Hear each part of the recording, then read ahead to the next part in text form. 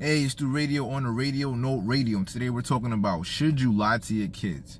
So, first off, everybody's entitled to their opinion. If you have a different opinion, you are welcome to post it in the comment section below.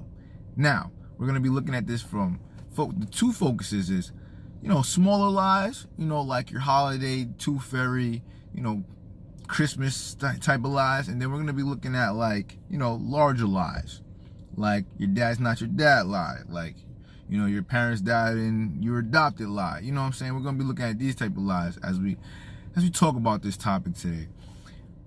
I just want to just open this up with, well, I think you shouldn't lie to your kids as much as you can help it. Now, before I get into depth, everybody has different kids, which means that everybody's a different person. Everybody has different levels of maturity. Everybody can handle stuff differently, even if they have the same or similar levels of maturity. Everybody's different. Some guys might take it harder or worse than females. Harder or easier than females, and vice versa. Girls might take it easier or harder depending on what the topic is. So we gotta really look at it from these different types of angles, right?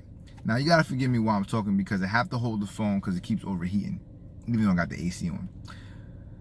Whew. All right, it's hot outside. That being said, back to topic.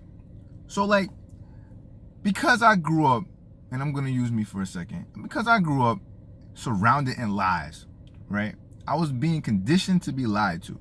Now, this is what we're really doing when you think about lying to our kids. We're conditioning them to be lied to.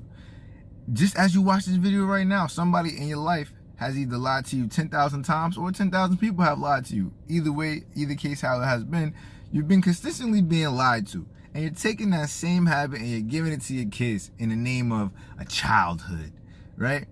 Now, when I was a child, growing up, finding out that the Tooth Fairy, Easter Bunny, Christmas, all that stuff was fake, that initially hurt me at the age that I found out, which was around maybe 10, 11, or 12 or something like that, to the point where you're having these heated conversations in school that this stuff is real, right?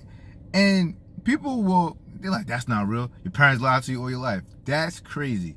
So, and those are just the little small lies. So as a child, you're probably thinking but they're kids, they'll get over it, whatever. But kids take that as, my parents are willing to, or people in general are just willing to lie to me about anything. And they lied to me. I don't see any problems with lying to other people. That is a perspective that some people have, is that it was done to me, I'll do it to other people. So in our traditional household that we're not doing, is a non-traditional household, we're not going to be telling these kids these type of lies. So Trinity is not going to grow up with any of that Easter Bunny, any of that stuff. I'm going to explain to her the holiday and why we celebrate it or how we celebrate it, right? Next, the bigger lies. Here is the one that's a touchy subject, because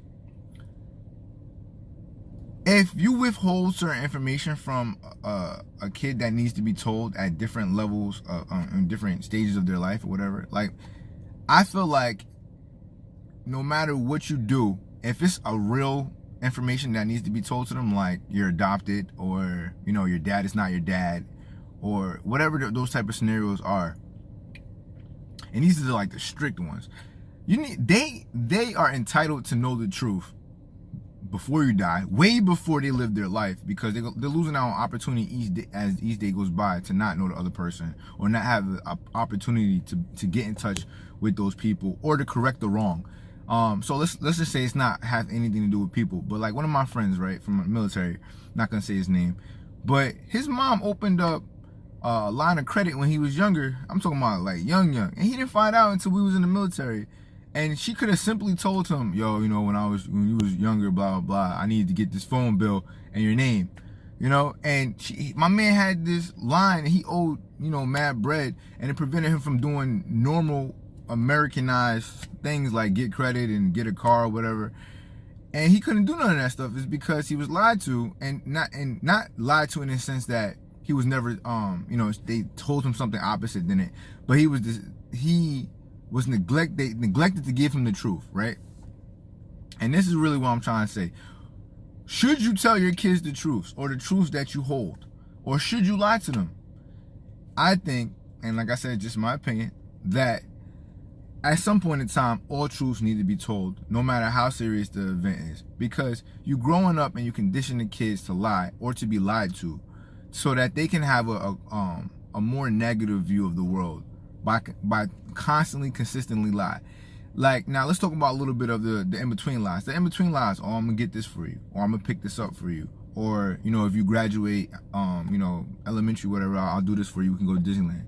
And I'm not talking about like stuff happen lies. I'm just talking about you blatantly lied to them to get them to motivated to get to a point. You're literally setting the kids up for failure.